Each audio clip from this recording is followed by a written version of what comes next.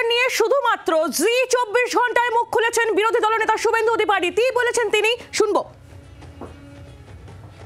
Election commission থেকে বেরিয়ে এসেছেন বিরোধী দলনেতা শুভেন্দু অধিকারী, কথা বলেছেন মুখ্য নির্বাচনী আধিকারিকের সাথে। দাদা, যে অ্যালিগেশনসের কথা আপনি বলছেন, সব যে ভুয়ো ভোটার নিয়ে কথা ছিল, কি বললেন সেটা নিয়ে?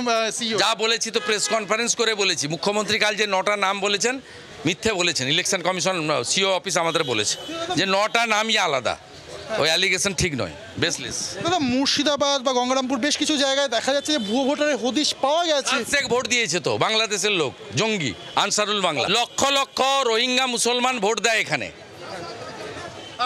এরা তৃণমূলকে ভোট দেয়। 7 শেখ 2বার ভোট দিয়েছে। আপনাদের মূলত দাবিটা কি দাদা? আপনি যে বলছিলেন যে বায়োমেট্রিকের মতো করে ভোটিং, আমাদের দাবিটা হচ্ছে মনোজ পন্থ শনিবার ভিসি করেছেন, তাকে স্যাক করতে হবে।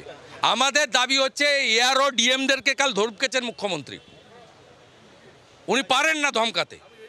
ইলেকটোরাল রোল এবং এপিক কার্ড এ দুটোই এক্সক্লুসিভলি ইলেকশন কমিশনের আওতায়, এখানে নবান্ন থেকে পরিচালিত হতে পারেন না। উনি কালকে যেভাবে থ্রেট করেছেন সরকারি আধিকারিক কর্মচারীদের, এই থ্রেটের পরে উনি যেভাবে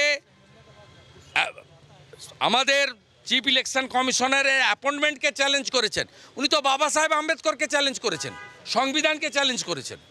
বায়োমেট্রিকের মতো কি ভোট করাতে চাইবেন? যেটা আমরা বাংলায় যদি ত্রুটিমুক্ত ভোট করতে হয়, এপিক আধার লিঙ্ক করুন ইমিডিয়েটলি।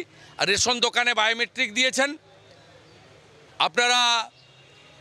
ভারত সরকার সব বুথে ভিভিপ্যাট দিয়েছে, সব বুথে ভিভিপ্যাট দিয়েছে।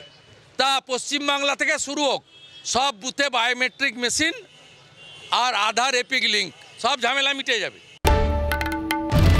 বাংলার আওয়াজ, বাঙালির আবেগ, জি 24 ঘন্টা।